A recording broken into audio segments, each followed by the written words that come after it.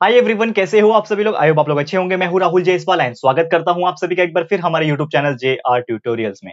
Friends, आज again आपके सामने एक मोस्ट इंपॉर्टेंट हिस्ट्री का लेक्चर वीडियो लेकर आ चुका हूं दोस्तों, जिसमें आज के दिन हम लोग पढ़ने वाले हैं हमारे 10th स्टैंडर्ड के लिए हिस्ट्री सब्जेक्ट का एक जो न्यू चैप्टर हमने स्टार्ट किया था दोस्तों, जिसका नाम है chapter number 6 entertainment and history. तो आज हम इस पर्टिकुलर चैप्टर का लेक्चर नंबर 4 आपके लिए लेकर आ गए हैं, जो कि अगेन एक बहुत ही ज्यादा इंपॉर्टेंट लेक्चर वीडियो होने वाला है। तो दोस्तों, आपको जस्ट याद दिलाने की कोशिश करूंगा यहाँ पे कि हमने इसके पहले बहुत सारी चीजें डिस्कस की थी। और देखो, चैप्टर का नाम में ही देखो, एंटरटेनमेंट एंड हिस्ट्री। और एंटरटेनमेंट का बेसिक मतलब तो आपको पता ही होगा कि एंटरटेनमेंट का मतलब क्या होता है, कि हम किसी भी चीज को देख के अगर एंजॉय करते हैं या फिर खुद वो चीज करके एंजॉय करते हैं तो उसको एंटरटेनमेंट बोलते हैं। तो एक्टिव एंटरटेनमेंट, पैसिव एंटरटेनमेंट क्या होता है, ये हमने डिस्कस किया। फिर हमने थिएटर्स के बारे में डिस्कस किया था, ठीक है ना। फिर हमने दशावतार हो गया, ये सब अलग अलग चीजों के बारे में डिस्कस किया। फिर हमने देखा कि कीर्तन, भजन, भरूड़, ठीक है ना। फिर हमने ललित देखा था। फिर हमने देखा था किस प्रकार जो लोग हैं वो तमाशा करके एंजॉय करते हैं। तो मतलब there are so many methods जो हमने देखा था एंजॉयमेंट के, एंटरटेनमेंट के। तो वो हमने लेक्चर नंबर 3 तक कंप्लीट कर लिया था। तो अगर आपने नहीं देखा है लेक्चर्स तो प्लीज जाके चेकआउट कर सकते हो। प्लेलिस्ट में भी हमने बाकी सब्जेक्ट्स के वीडियोस अपलोड किए हुए हैं। आप जानते हो कि हमारे पूरे चैनल के ऊपर, जेआर ट्यूटोरियल्स पूरे चैनल के ऊपर 1500 के वीडियो के आसपास है। 1500 वीडियोस अवेलेबल है हर स्टैंडर्ड के लिए, लगभग मिला के अगर हम बात करूं तो प्लीज जाओ, आप सभी के वीडियो साइंस एंड मैथ्स पूरा कंप्लीट है, जाके देख लो, अच्छे से पढ़ाई करो। बाकी हर सब्जेक्ट मिल जाएगा, देर किस बात की है, जाओ ढूंढो, पढ़ो और अच्छे से कंसेप्चुअल नॉलेज को क्लियर करते रहना दोस्तों, ठीक है दोस्तों। और एक चीज ये है कि अगर आप हमें सपोर्ट करना चाहते हो तो मुझे इंस्टाग्राम पे फॉलो कर सकते हो। ये मेरा आईडी है, इंस्टाग्राम आईडी। अगर आप इंस्टाग्राम अभी तक यूज नहीं कर सकते हो तो कर लो यार, बहुत सिंपल है, डाउनलोड करना होता है, आप अपना अकाउंट बना सकते हो। सोशलाइज होना जरूरी है। और इसमें एक फायदा ये होता है कि अगर आप मुझसे यहाँ पे फॉलो करके कनेक्ट हो जाते हो तो हम हफ्ते में एटलीस्ट एक बार इंस्टाग्राम पे लाइव सेशन रखते हैं। और लाइव सेशन में हम आपसे फेस टू फेस बात करते हैं, चैट पे नहीं, फेस टू फेस बात कर सकते हैं, जैसे वीडियो कॉल पे होता है। तो ये आपका एडवांटेज हो सकता है। आप लकी रहोगे तो आप हमारे साथ फेस टू फेस बात कर सकते हो, फिर आपके जो भी डाउट्स होंगे सामने सामने आप पूछ सकते हो। तो लिंक भी मिल जाएगा डिस्क्रिप्शन में, वो भी देख लेना और फॉलो कर लेना इंस्टाग्राम पे। और हमारे 2 और चैनल है यूट्यूब के ऊपर, जेआर टॉक्स खास करके, इसको जरूर से विजिट करना और चैनल को सब्सक्राइब करना, क्योंकि यहाँ पे जो वीडियोस है इसमें बहुत इंपॉर्टेंट वीडियोस हम डालते हैं करियर गाइडेंस को लेके। तो प्लीज जाके देख लेना, अच्छा लगेगा आपको तो सब्सक्राइब कर देना। और एक और चैनल है जेआर व्लॉग्स, उसको भी देख लेना, अगर पसंद आएगा तो सब्सक्राइब कर देना, ठीक है। बस इतना ही बोलना चाहूंगा। चलिए शुरुआत करते हैं। देखो, सबसे इंपॉर्टेंट चीज क्या होता है लाइफ में, सबसे इंपॉर्टेंट चीज होता है आपका कंसेप्चुअल नॉलेज। क्योंकि अगर आप एक स्टूडेंट हो और आप ये सोचोगे कि सर मैं 95% मार्क्स लेके आ जाऊं, और आपको जो नॉलेज है वो नहीं है, लेकिन आपके 95% मार्क्स आ रहे, तो मैं बोलूंगा कि आपका कुछ फायदा नहीं है फिर।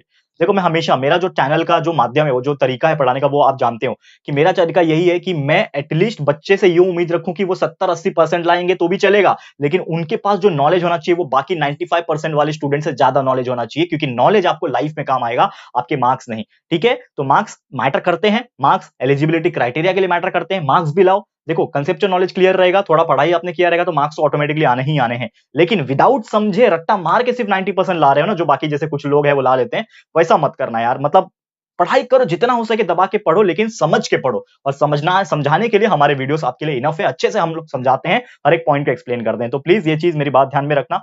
और लाइफ में बड़ा गोल का सोचना, टारगेट अचीव करके रखना, ठीक है, माइंड में ये चीज ध्यान में रखो। चलिए शुरुआत करते हैं। Lecture number 4। आज सबसे पहला टॉपिक क्या पढ़ना है, सबसे पहले हम लोग डिस्कस करेंगे मराठी थिएटर्स के बारे में।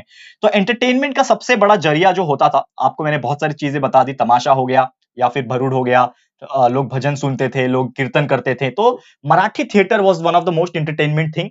अब थिएटर, जैसे थिएटर, ये जो वर्ड है, थिएटर का मतलब क्या होता था, एक ऐसा जगह जहां पे लोग अपना टैलेंट दिखाते थे, यानी कि अकेले भी दिखा सकते हैं। जैसे मेरे पास कुछ डांस का स्किल है तो मैं डांस करूंगा एक स्टेज पे खड़े होकर, तो वो क्या हो गया, थिएटर कहलाएगा। तो वैसे थिएटर होते थे जो नॉर्मली एक ऐसा जगह है, एक ऐसा प्लेस है जहां पे परफॉर्मेंस होते थे, चाहे वो सोलो हो, चाहे वो ग्रुप में हो, चाहे वो अलग अलग तरीके से हो। और परफॉर्मिंग आर्ट्स होते थे। परफॉर्मिंग आर्ट्स मतलब डांस हो गया या फिर गा के डांस करना, कुछ भी चीज करना, दैट इज आर्ट्स, ठीक है ना।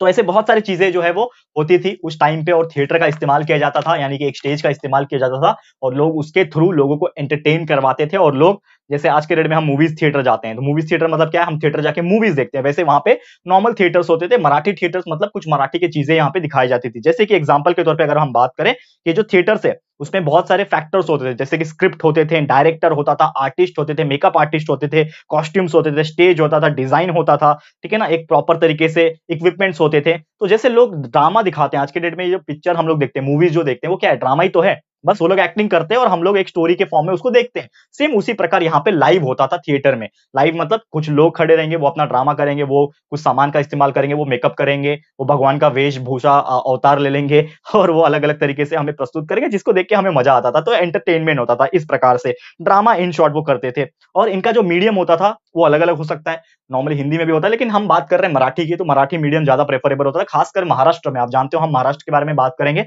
महाराष्ट्र स्टेट बोर्ड पढ़ रहे हैं हम लोग, तो महाराष्ट्र के बारे में तो ज्यादा पढ़ना बनता ही है। तो महाराष्ट्र में ये सब चीजें होती थी, खासकर मराठी स्टाइल ऑफ जो परफॉर्मिंग आर्ट्स था वो करवाया जाता था और एक्सप्रेशंस भी होते थे अलग अलग टाइप के।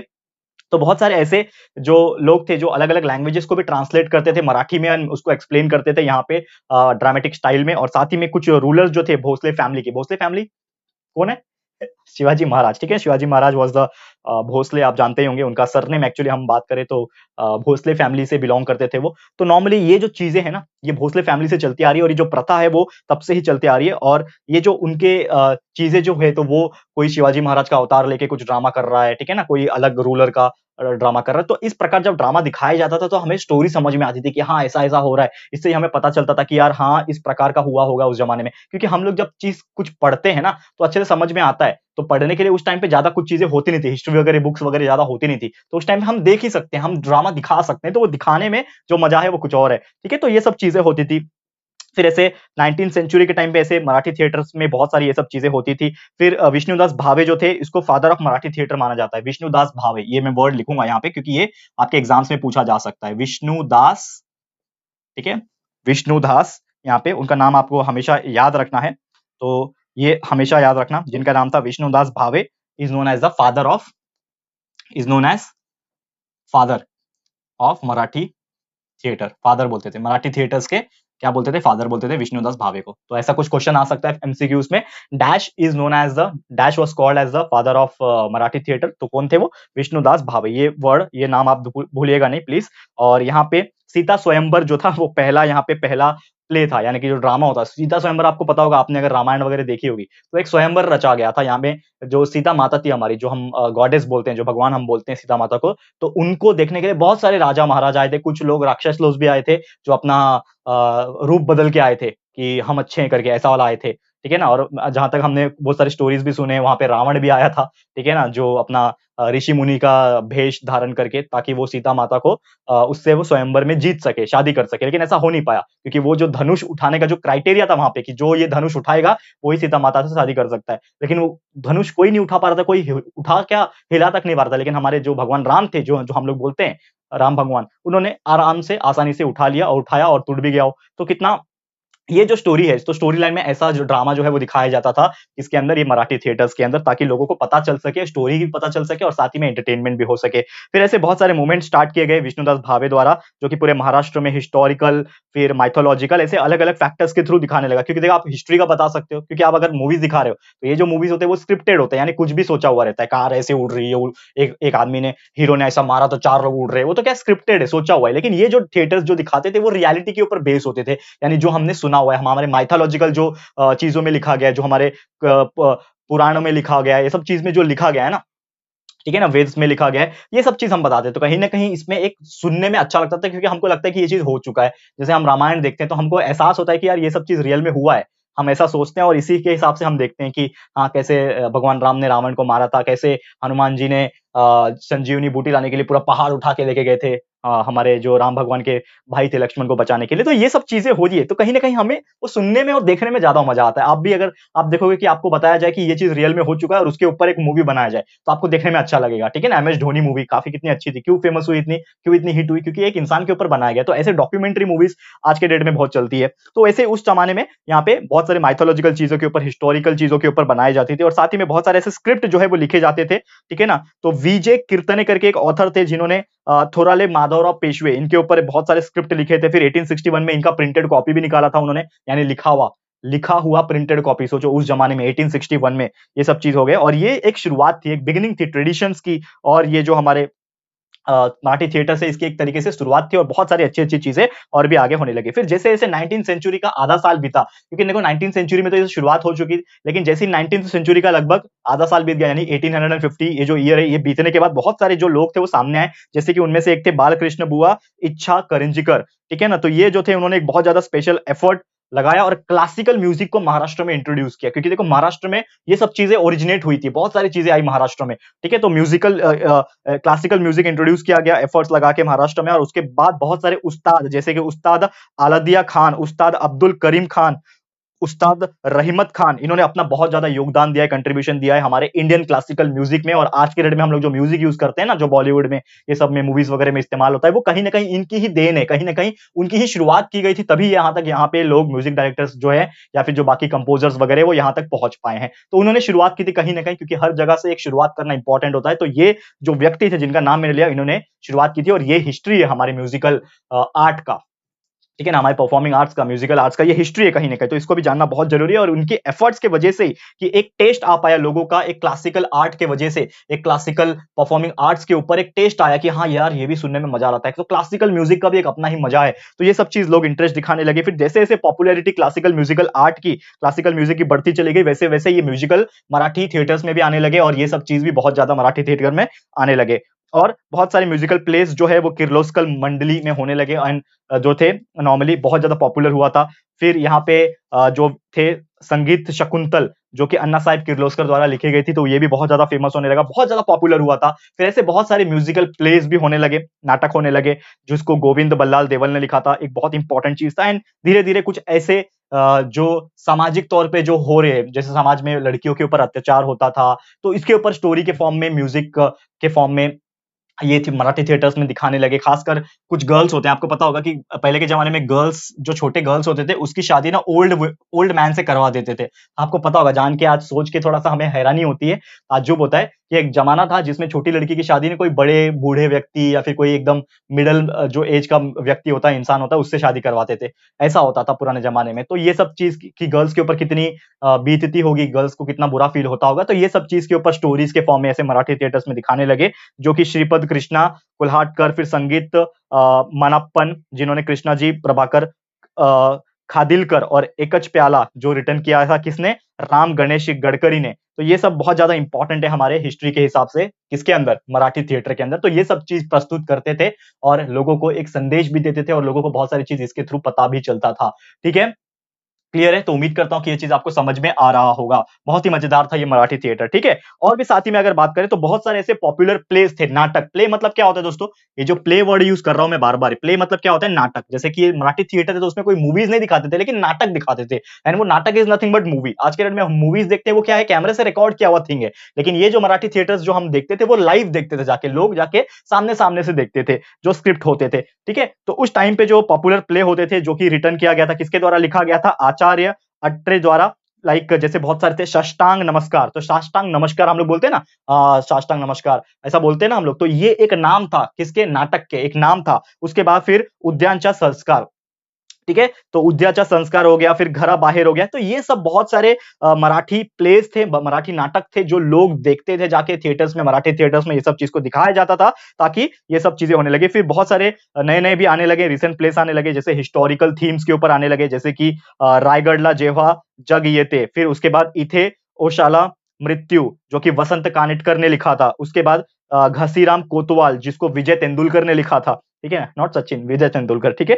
फिर तिलक आनी अगरकर, जो कि विशाराम बेडेकर ने लिखा था। तो ये सब जो है ना, ये बहुत पॉपुलर हुए थे। और ये मैं लिखा इसलिए नहीं रहा हूं क्योंकि ये आपको अपने बुक में मिल जाएगा, तो आप चेकआउट कर लेना, बहुत इजी है, ठीक है ना। आपको बस नाम याद रखना है, कुछ नहीं है, नाम याद रखने में कुछ प्रॉब्लम नहीं है। एक बार थोड़ा सा आपको याद करना पड़ेगा, उसको बाय हार्ट करना पड़ेगा, वो नाम याद हो जाएगा, बहुत ईजी है। देखो हिस्ट्री में ये सब चीज बहुत आएंगे, नाम, ईयर्स, फिर नेम, और हिस्टोरिकल इवेंट्स कब हुआ था, ये सब चीज आपको याद रखना पड़ेगा। इसका कोई ऑप्शन नहीं है, मैं आपको स्टोरी के फॉर्म में बता तो दूंगा, लेकिन आपको वो चीज याद रखना पड़ेगा, ठीक है। बाकी जो चीजें हैं वो स्टोरी के फॉर्म में आप याद रख सकते हो, ठीक है। तो ये याद रख लेना, जो भी मैंने नाम लिया यहाँ पे लिख नहीं रहा हूं, लेकिन आपको वो चीज याद रखना है, क्योंकि बुक सामने रहेगा तो आप देख सकते हो, उसको अच्छे से देख लेना। फिर मराठी स्टेज ने कंटिन्यू किया बहुत सारी चीजों को, एंड बहुत सारे अलग अलग नए नए टाइप के भी नाटक आने लगे, नए नए टाइप के प्लेज आने लगे, और साथ ही में बहुत सारे नए नए टाइप के एरा के लोग आने लगे, जैसे गणपतराव जोशी जो थे, नारायण नारायण राव जो थे, राजा हमसा, ये बहुत ज्यादा पॉपुलर थे।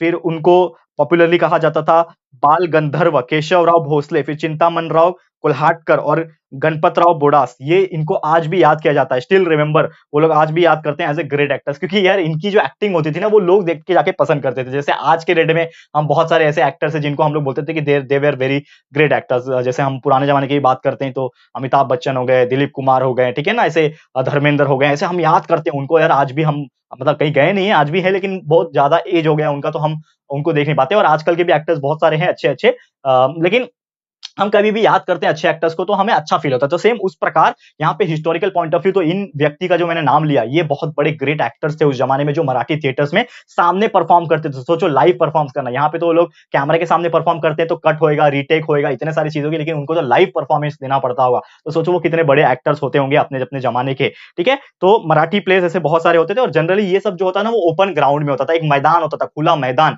जिसमें एक स्टेज होगा, स्टेज के ऊपर कोई खड़ा होगा, नाटक कर रहा होगा, लोग होंगे, एक्टर्स होंगे, और इतने सारे लोग भीड़ जमा के देख रहे होंगे उनको। तो सोचो क्या कॉन्फिडेंस होता होगा उनके अंदर यार, मतलब मैं सोच के टेंशन में आ जाता हूं। उसके बाद अगर हम बात करें तो ब्रिटिश ने भी यहाँ पे बहुत कोशिश किया ये सब चीज को आगे लेके जाने में, कहीं ना कहीं उनका भी अच्छा योगदान है। तो ब्रिटिश ने बहुत सारे थिएटर्स को सेट किए।